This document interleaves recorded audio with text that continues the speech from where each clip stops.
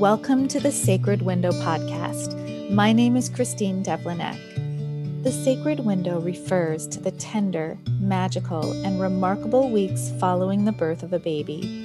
A birth giver is forever changed.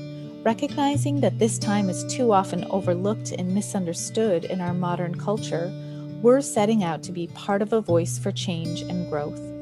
We're growing awareness and broadening the reach of conscious postpartum care. Our podcast features friends and colleagues as interviewers. We're a loving community united by a common passion to change the paradigm of postpartum care to one that honors women, birth givers, babies, and families. We're glad you're here. And I will never be the same again. My interview with Iselin Amanda Stoylen was heartfelt and honest. Her strength and vulnerability in sharing about her abortion was an honor to bear witness to. Sacred window care is needed for a variety of reproductive and life circumstances. Her self-awareness throughout her process is inspirational, and I hope you find resonance, comfort, and a higher understanding from her story. And I'm so pleased to be here today with Iselin Stoylen. Iselin was born and raised on a small island at the far south of Norway. Today, she lives just inside of Byron Bay in Australia with her husband. Iselin works as a health counselor specializing in women's health, the menstrual cycle, and fertility awareness. Before entering this work, she's taught yoga for many years. Iselin's mission is to help women understand their body's innate wisdom, to find harmony within themselves and support them on their journey of optimizing health and true well-being in all aspects of life. She's a birth doula, a childbirth educator, a breastfeeding consultant, and perinatal nutrition educator.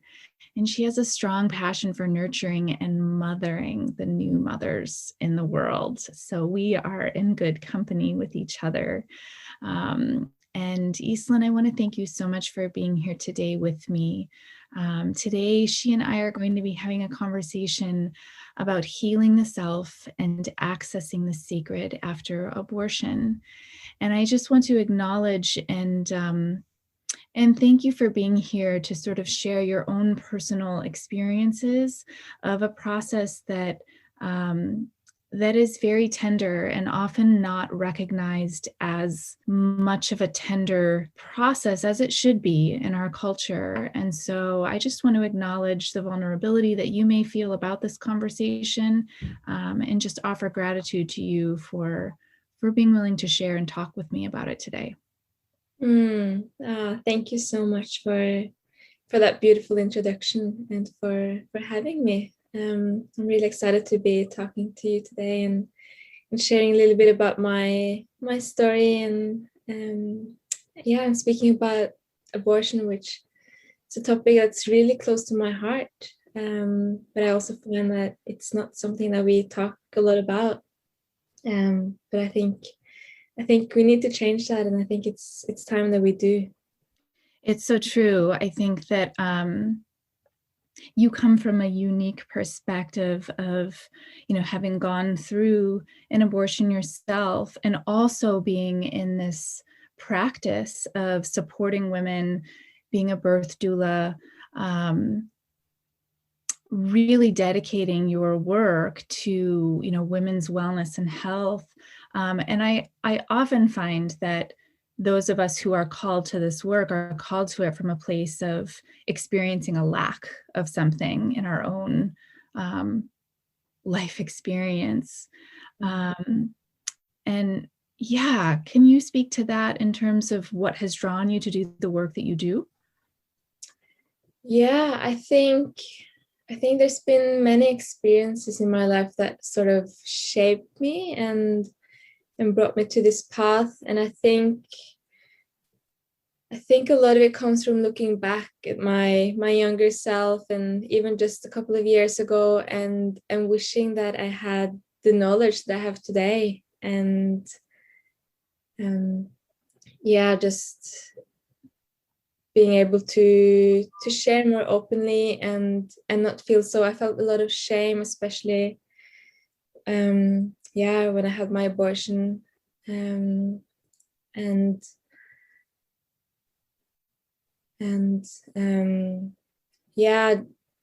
just felt like it wasn't something that should be talked about and wasn't always welcomed. But also realizing when I did share with some of my close friends and even with some of my family that there were many women around me who'd gone through this with an abortion, and also in other areas of women's health. I had hypothalamic amenorrhea for quite a long time, many years, which is period loss due to stress, often from restricting your food intake and exercising too much and other stressors in your life. And definitely feel like that was also, for me, it was a way of dealing with emotions that I didn't know how to deal with in any other way. So bringing that all back to nurturing, learning to nurture myself, and from there also wishing to spread this and share this with the other women. I love doing this work, and I'm so grateful to be able to do that. Thank you so much for sharing that. I think you've brought up like several different sort of pieces of what I would love to talk with you about, individually today. But to speak to your last point, I do feeling of the self in being able to serve other women, and something, there's something there, of when we're able to give back to others, it helps to sort of create a sense of balance that was missing, as we sort of rediscover what that balance can look like. So thank you for sharing that. That's beautiful. I would love to start and really, in our conversations before this interview, we sort of explored a little bit about like the magnitude of finding out that you're pregnant, and whatever way that looks like for different people. I really love that you actually brought that up in terms of this conversation, because when I was sitting with that, I was actually like, I was like, oh wow, that's really going back to the beginning, but like that's actually such a powerful moment that manifests so differently for different people. But I do feel like there's one element of like similarity for a lot of people, and I would love to just hear you speak about the power of that moment of realization when you realize that you're pregnant.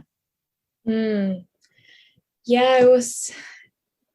it was really big for me, but also I found out, of course, I took a pregnancy test, but I already knew, just from how my body had changed, and I was only 4 weeks pregnant, so it was super early, but my breasts suddenly gotten super sore and like big, and I have really small breasts, so I was like, oh, what's going on? And I was just, and then my partner at the time had been visiting, and he was overseas, so it was I was really alone in it. So there was so many mixed emotions in that moment of finding it out. And I felt, in one way, I felt grateful, because I guess I got pregnant because I didn't have my period, and so I wasn't using any contraception. I was tracking my cycle a little bit, but that doesn't really work when you don't have a regular cycle. And it was before I knew about fertility awareness and other signs. But for a long time, I thought that I couldn't get pregnant. I kind of just had that feeling and that idea in my head. And then suddenly I was pregnant, and it was super emotional, and I was crying, and I called my mom and I shared it with her, which I'm really glad that I did. and she was really supportive and there for me.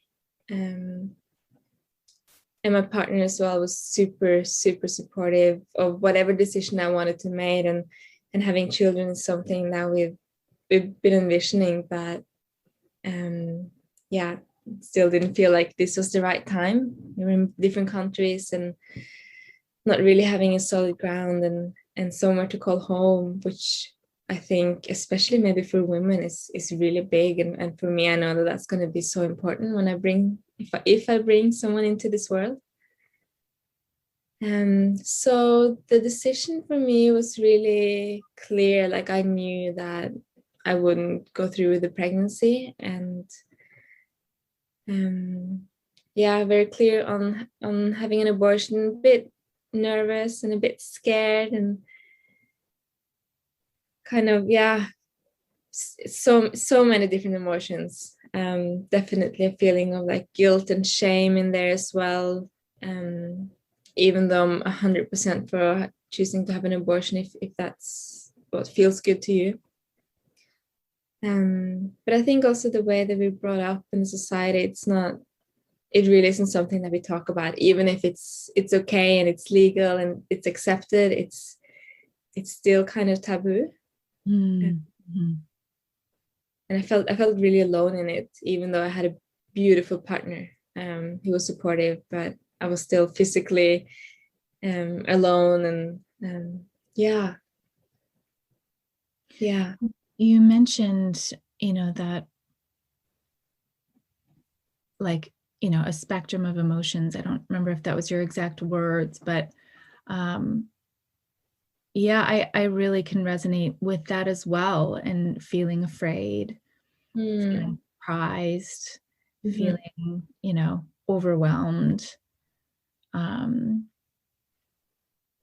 sort of how all of those play together. And I can imagine, without having your partner there actually physically with you and having to sort of navigate this choice really on your own, even if you have a friend or, a mother who's supportive of you. I can imagine that felt like something that you had to sort of carry on your own shoulders. Yeah, it very much felt like it was my own journey, and felt super fragile. But then there was also a sense of strength, because I just knew that, I mean, I had to go through with it, and I had to live through it and find my own way forward as well. And really finding in myself to forgive myself, even though it wasn't necessarily something that needed to be forgiven, but I still felt like there was something I'd done wrong. So for me to really practice that and acceptance and loving myself in what was a really difficult moment and period in my life. How did you do that? Like, how did you sort of find a way to honor your experience? I mean, I sat with it a lot in my meditation practice, and just allowing my emotions to be whatever they were. I reached out to a few girlfriends who were super supportive, and I just felt like I couldn't really be in it by myself. I needed to share with someone. And it was just a couple of people to begin with. And then, I've shared with more people later on, but at that early stage, it felt like it was still something that was really, it was so personal and so intimate, and so also kind of something I felt like I needed to protect in a way, and also the sense of my body working and being able to get pregnant, and knowing that as I move forward in life is really beautiful. And I mean, you never know if you'll get another chance, but I feel that I will. I hope that I will. And even just having that experience was really sacred and beautiful. Yeah. I think it's so beautiful to hear you describe that as, yes, like reaching out to some people who you knew would be there for you, but also protecting like this thing that was yours, this moment, this experience, this because it is like a glimpse, it's like a one of the experiences of motherhood is of conception and being pregnant, no matter how long that lasts. And And feeling, yeah, I'm feeling really feminine and very much like a woman, and especially because I hadn't had my period regular for so long, and then suddenly there was this experience. It's kind of, you get your period, and if you haven't had your period regular, it's like, oh wow, this is really beautiful, and it definitely brings you into your feminine. And then I think pregnancy is like that amplified, and yeah, and so that for me is really beautiful. it is beautiful. It is beautiful, and I like that. And I can see how acknowledging that and sort of self-messaging in that way creates an opportunity for healing and integration that that may not have been possible in that way without allowing yourself to really feel that femininity, to feel that sort of treasure, that experience, and to acknowledge that sort of sacred process of menstruation and the whole childbearing window, whatever phase of that window we experience. It's powerful. Yeah, it is. It is. So you've talked to me about sort of your experience within the medical system, and this happened for you when you were living in Norway, and sort of I live in the US, and we sort of really look to other countries such as Norway for all the ways that they support new mothers, new families in ways that our country has not caught up to yet, but yet there's still big gaps in how you felt that you were understood or heard. I would love to hear a little bit about how you sort of suffered in sort of the care of the medical system. Yeah, so we do have a great medical care system in Norway, and if you go in and you want to have an abortion, it's all free. You don't have to pay anything, which is great, and it makes it available to everyone. And I think that's super important. And I'm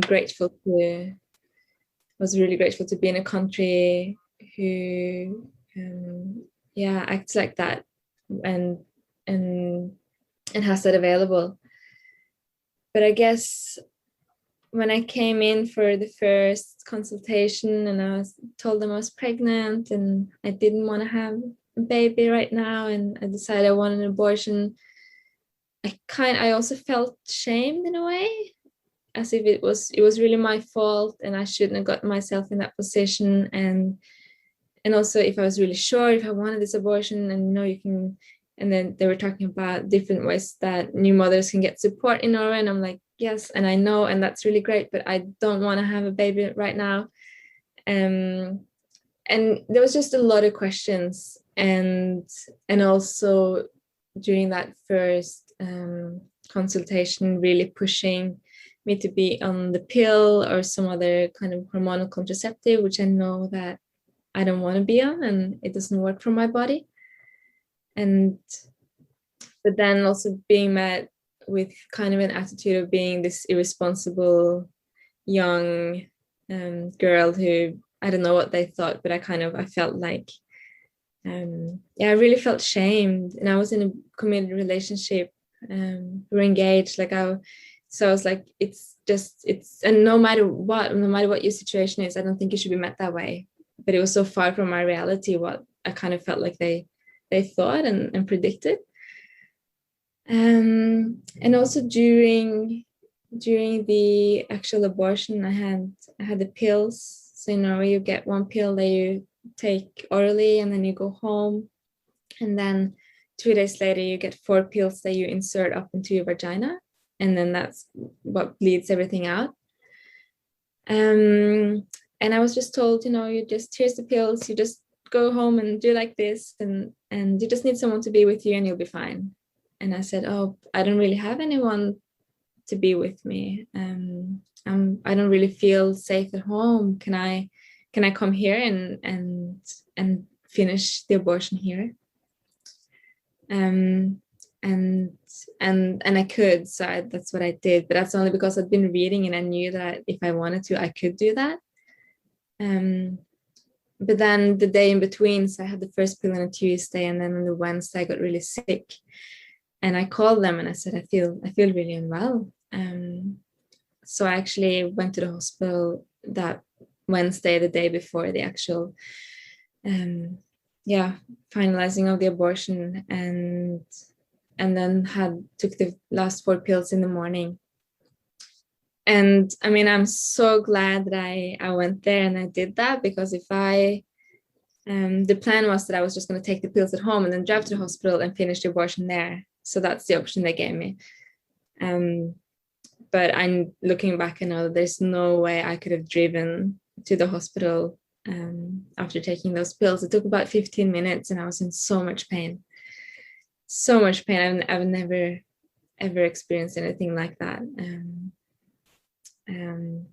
So it was good. It was good that I was in the hospital and there was people there who knew how to look after me, and giving lots of different pain medications, and nothing really worked. And eventually I got the drip with morphine in my arm, and that took away some of it, but it was still excruciating. I think I was screaming for probably 3 hours. I had no voice left at the end of that day, and it was intense. It was really intense. Yeah, so that's kind of my hospital experience. So many good things and some things that weren't that great, especially on the emotional aspect of it. And really feel that we have some work to do there.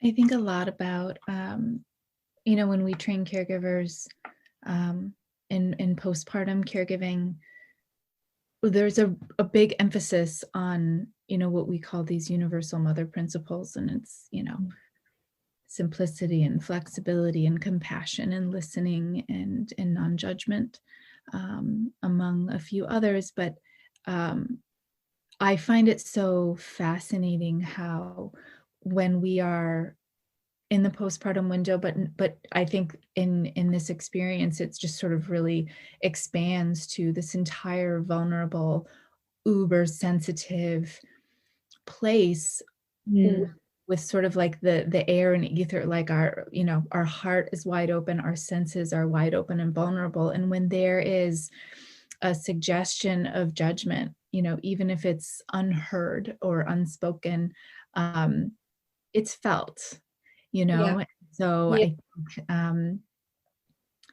that's something that I don't believe people in the medical field are really trained in, is how to actually hold space for people and how to actually understand the way that language and communication and love and compassion is actually shared and received. And I, certainly see that in the West, in the United States, at least. And I think in any sort of area of care where we're supporting, anywhere on the spectrum of the childbearing experience, that need for awareness of how to give that compassionate care, conscious care is so necessary and so obvious when it's not there. Yeah, that's very true. I feel that if you've been through it as well, like you would know, and it's obvious. And it amazes me that it's not something that people are trained in, and also in the care after. And after an abortion, after miscarriage, we see a lot more people kind of reclaiming the postpartum period. But I think that should also include when you have an abortion or you have a miscarriage, even if it's early on, that the woman really is in a postpartum state, and she needs to be nurtured and looked after, and she needs rest. And I also felt that, the day after my abortion, it's like, okay, well, cool, it's done. Let's move on now. Now let's put this behind us. And I wasn't there at all. It took me months to process and cry and feel and practice forgiveness and really hold myself, because as much as I really wanted other people to hold me, I felt that some of them, they didn't really know how to, and I also, more than anything, needed to hold myself. Yeah, this is really, this to me is like this transformational opportunity for awareness on the part of individuals going through something like this, and individuals wanting to be of support. I mean, certainly there is, this beautiful sort of reawakening of sorts of people recognizing that, the weeks after babies are born is something to be really acknowledged, and to be given its time and its sacred energy. But also 100%, like there's something very significant that the body has gone through after abortion, also after miscarriage. And I come from several experiences of miscarriage, and really resonate with you of, not realizing that I should, or that I could actually take time. Of course, there was like grieving, but in terms of like physical time of like, my body needs something different right now than it did, yesterday, or a week ago, or 2 weeks ago. That was completely off the table. So I think here we have this, expansion on this awareness that we're growing for postpartum is really supporting all these different, levels of experience. And for some people, abortion and miscarriage may be gentler on the body than for another person, but regardless, this is a significant time. And I'm curious, for you, looking back on your own experience, what do you wish you had in place for you, that wasn't there? I wish I had a bigger support system of people who really knew how to look after me, and just someone to tell me, this is what you can expect maybe, and this is normal, this is okay, and you're safe, and you're held, and you're loved. I think I would probably need to hear that again and again and again during those days. And someone to care for me also afterwards, and cook me some meals, and just do whatever I didn't really wanted to do or feel like doing. And because I felt really empty afterwards, relieved in a way, and grateful for the experience in some ways, and sad and empty as well. And I guess just having support, having people, and also having knowledge. I mean, if I knew what I know today, it probably would have been a little bit of a different experience. Even though I think it's always, for most women, it will be painful to some degree, and it can be a really heartbreaking experience. But there can also be beauty in it, knowing that your body can have a baby, and that it is working, and connecting to the sense of what it means when your body starts to produce a child, and you step into the role of I might become a mother, or I have the potential of becoming a mother.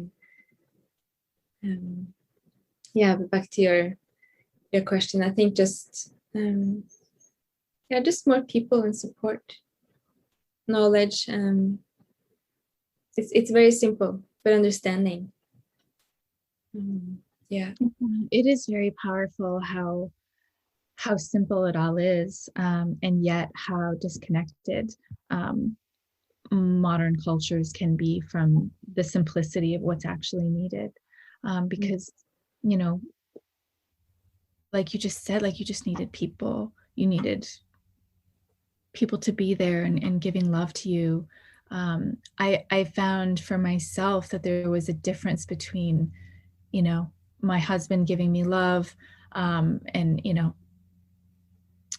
and giving support, and actually talking to someone who had gone through something similar. There was like a level of, oh, I'm not the only one. Like she understands, like she knows what that feels like in her body. And I am not, like, there's nothing wrong with me. I think for, you know, miscarriage, there's oftentimes like a fear of, I'm not able to do this. Like, I can't, you know, do this. Like, and I think that's so beautiful, actually, your, you know, languaging of like, look what my body was able to do. Like, there's that beautiful affirmation that you were able to really give to yourself. Whereas for me, after miscarriage, it felt a little bit like, what if I can't, what if my body can't, you know, do this? But at the same time, like, I really connect with you on that, that sacred piece of it. Like, whatever, you know, our, you know, differences, there's something very sacred and intimate and powerful of sort of accessing motherhood in your body in that way. Absolutely. And honoring, it's so important for me to honor that being that wanted to come into the world. So my partner and I actually did a little Zoom call, and we said our prayers, and we just said, no, we're sorry, but this is not the right time for us. But we really want you to come back at a later time when we're more ready. And having and doing that together, and having a ritual, and saying some prayers was really, really profound and beautiful. And that helped me a lot. It is so beautiful. I really am so happy to hear that you were able to do that. And I think that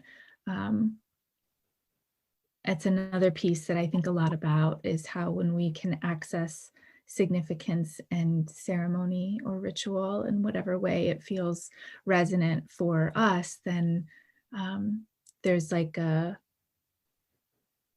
connection that's made. It's almost like a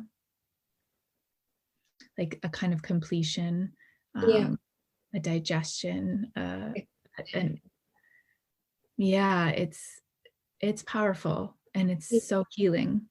Yeah, it is.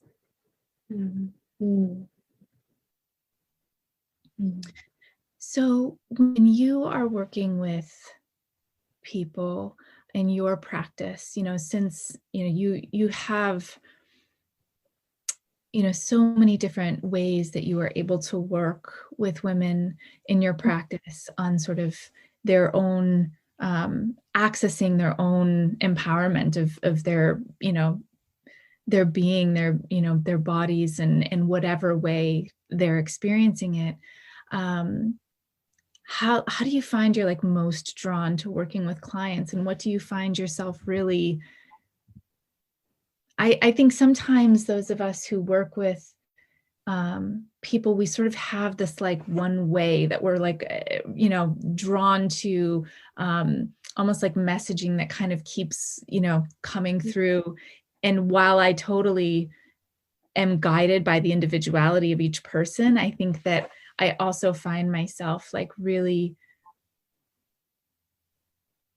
sort of repeating like things that feel so significant and most important to me. And I'm curious about if anything like that comes up for you when you're working with clients, either through abortion or in other ways. Yeah. So work, it, as you say, it depends how I work. It depends very much on the individual. And it's conversation. and it's I mean, I'm a health counselor, but I work much, it goes much deeper than just, you know, looking at people's diets and exercise. But I, yeah, work with, I guess, peeling off the layers and revealing new aspects of that person, but they to themselves, because they're really doing the work, and I'm there to hold space. Sometimes I hold space in a way of comforting and you know, saying that, sharing a little bit about my story if that's relevant, and being more like a nurturer and feeling like I'm there to hold them. And sometimes, often, it's being a very clear mirror to the other person of how they're living and their patterns and their habits. And people usually come to me because there's something they want to change, or if it's someone who's got hypothalamic amenorrhea, and they know that they have a little bit of an issue with food and exercise, and know that there should be, it might be so simple as eating more and moving less and stressing less, but they're not able to do it. And so our work together is finding out what's blocking you, what's preventing you, why are you still clinging to that, because it usually gives people some form of safety and control, and how can you move beyond that. And I guess a lot of my work is also rooted in spirituality, if you want to call it that, and not being too identified with your physical form and me as like a person, and I'm Iselin, and I do this and this, and but moving beyond that, and really diving into all the practices, all the ways of living that supports your well-being, that really supports your well-being in the longer run, not just short term. So it's deep work at times. A lot of my clients are, you know, having big emotional journeys, but it's profound, it's deep, it's beautiful, challenging. So my role in all of that, it depends on what the person needs and where they're at.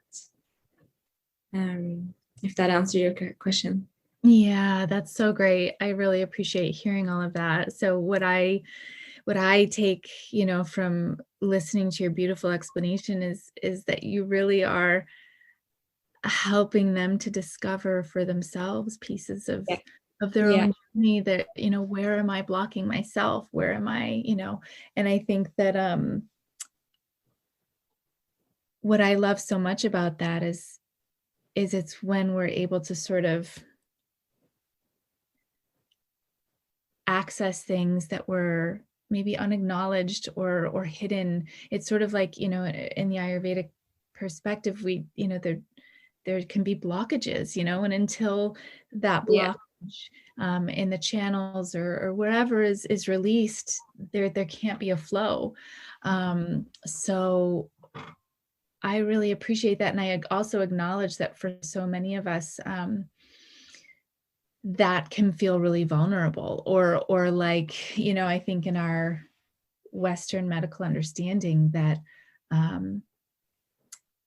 that's not actually even acknowledged, that would even create you know, physical symptoms, or, you know, you know, ways that the body experiences life could be affected. And so I just really encourage all of us to really look deeply at having those conversations with ourselves, with our, you know, healers that we go to, and really using that as like an invitation to experience health and healing on a more transformational level by really sort of peeling back those layers.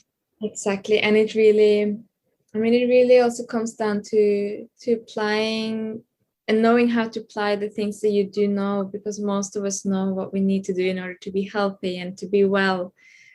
But if you're not really living living those teachings and what you know, then it doesn't make much of a difference. But that's also very easy to say, but then how do we actually do that? And we need to really go inside and take a deep look and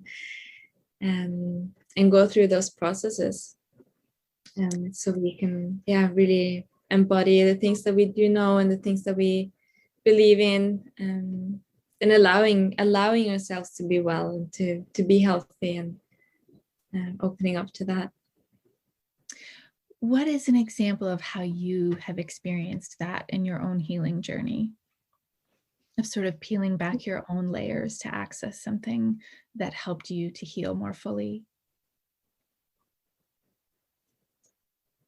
Well, when I was younger, I had a really big journey with food, and I got really sick with an eating disorder, anorexia, and it went on for many years. And I think also for a long time, part of me really wanted to get better, and I knew what I needed to get better, but I couldn't do it, because if I started to eat and kind of allow myself nourishment, then what came with that was also a lot of emotions and anxiety for me.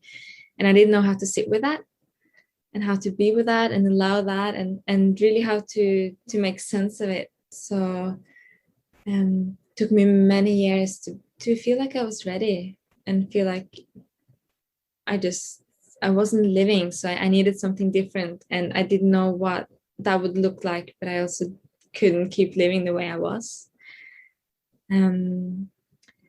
So I guess my healing journey had so many layers to it, and so many different processes, and being open, sharing has been one part of it.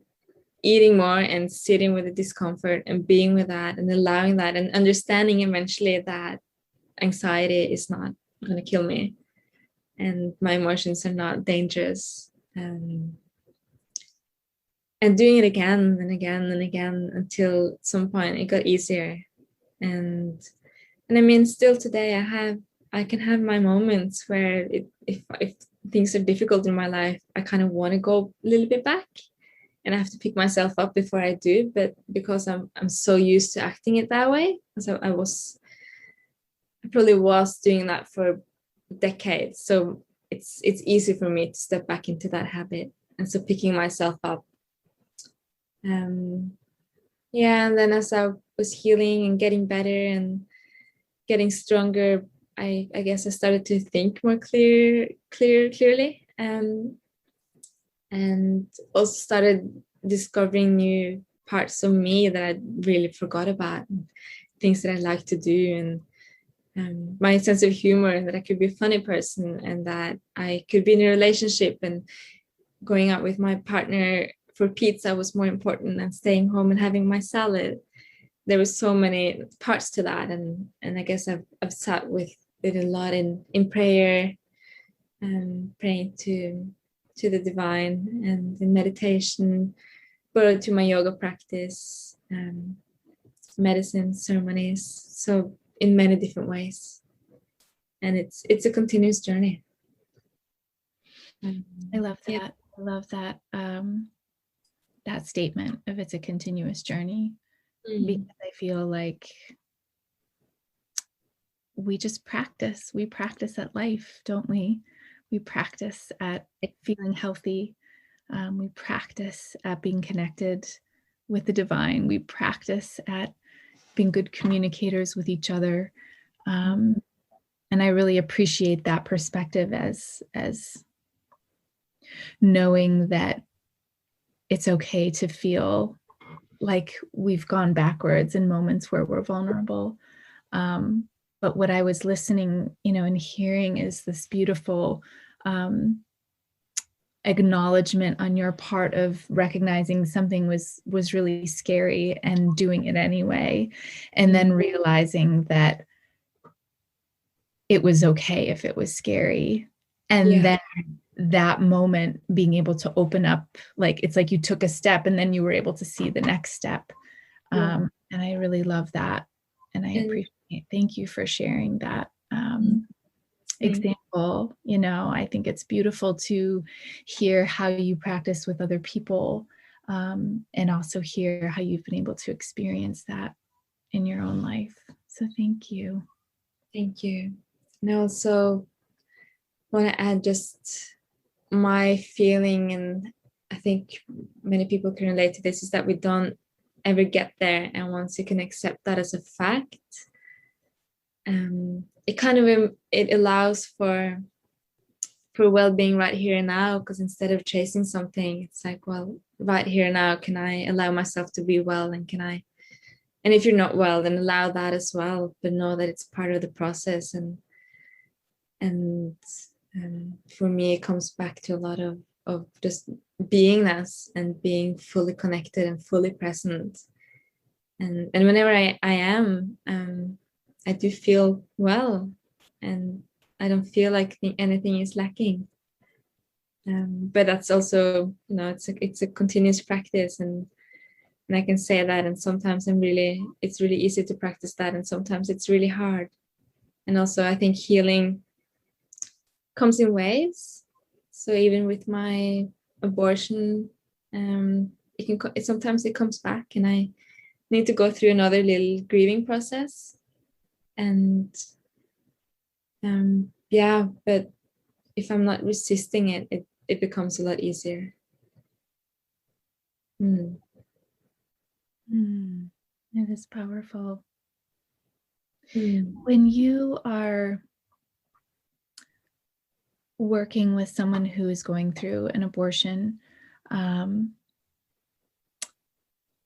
what are a couple of practical ways that you would want for her to receive support?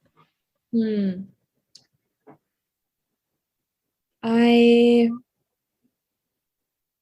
want her to, again, really have a good support system, and have people around her that she can talk to, and that might be me, with someone that she can be really honest with, and sometimes even, because you might have a partner who's there and who's understanding and loving and really wants to support you, but having someone who's gone through it, as we talked about, is a very different experience.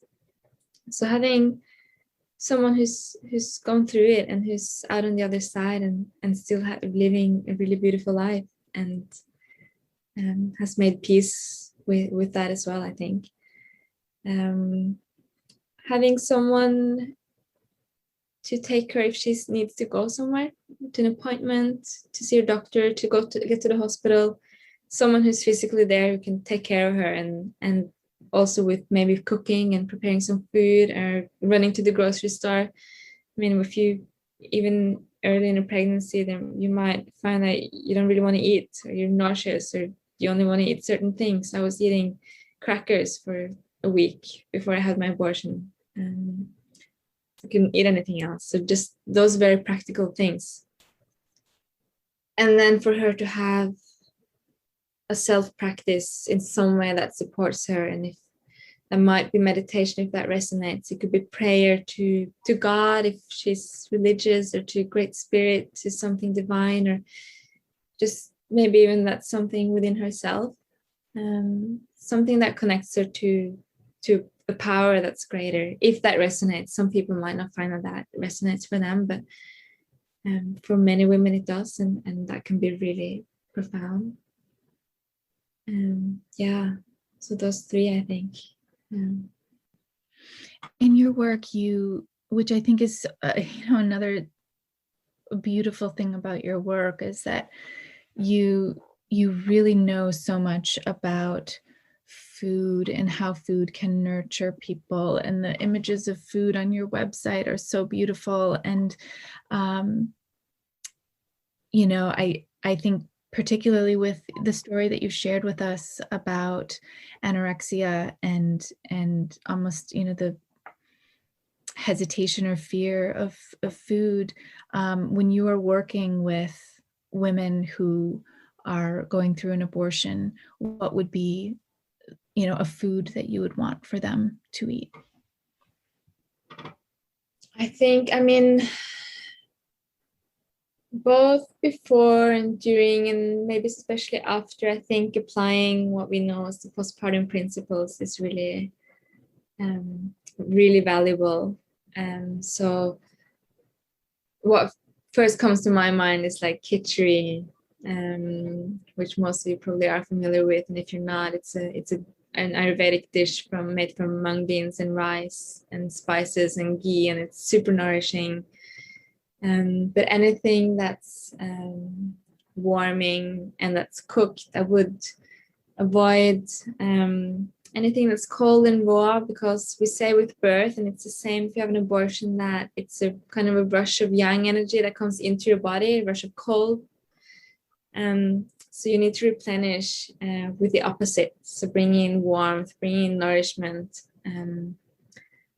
I love offering, beautiful herbal teas and milks, porridge, soups and stews.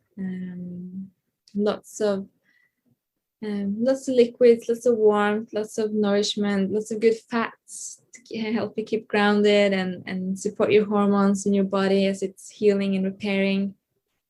I always find it so astonishing that at one time I didn't know any of that, after the birth of my first son. All of that was really not something that I intuitively knew. It was like I was so far removed from any tradition that I always find it refreshing to have those reminders and to be repeating them far and wide. So I really appreciate you sharing that, because it is so true that food is our medicine during these vulnerable moments where we really need to be healing what we're putting into our bodies and the love that has gone into that. So having somebody there who's able to help us prepare those things. And I also, feel like, around all of that, like, of course, we would want these things for every person who's going through this. And sometimes it doesn't happen. And I think, what I always try to remember to share with students or people who I'm speaking with is that we can access healing and care and sacredness for self in whatever way, in whatever imperfect way may be. Even if it's not the ideal situation, even if there isn't somebody there who's cooking for us a beautiful, warm, fresh meal, that we always have access to it in some way within the resources that we have within our own consciousness. Exactly. Absolutely. I mean, if you don't have that, and maybe you're able to do a little bit for yourself, and if you're not, then that's okay, and just letting that go as well, and bringing in self-compassion and self-care, and that will take different forms for different people. So these are just tools and principles that we can apply if it's possible, and if it's not, then it will still be fine. I mean, I didn't know these things when I had my abortion, and I'm fine, and I recovered well after. So yeah. So I just want to thank you so much for taking this time to speak with me today. And before we go, I will add that I will be putting all kinds of great information about Iselin on our show notes, so you can learn more about her. But I would love to ask you, in closing, how do you access or reconnect with the sacred in your everyday life? Maybe it's at a time when you feel depleted, or maybe it's a time where you're just savoring sort of the celebration of feeling good in each moment. But what is one way that you access the sacred? Thank you. I love this question. It's staying connected to source or God. For me, it's everything. It is something I do practice as much as I can all day, and fine, especially in the mornings. I have my routine. I'll get up and I'll do my little brushing my teeth and tongue scraping, and I'll make a beautiful herbal tea, and I'll usually sit outside and meditate.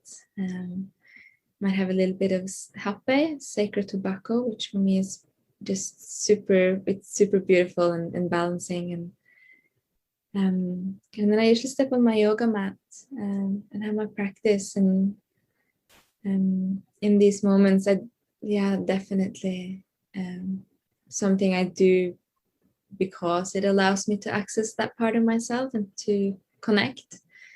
And prayer and even speaking my intentions and my wishes and my gratitude out loud, and really putting it into words. I find it's beautiful.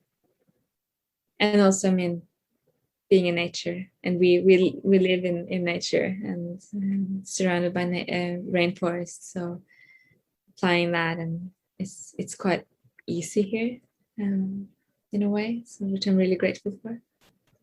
So there's a few things, but yeah. Thank you so much. I can tell, having shared this time with you, that your caregiving and your presence in a moment of vulnerability or on a healing journey for someone would be so beneficial. So thank you so much for being here. Thank you for having me. It's been an honor.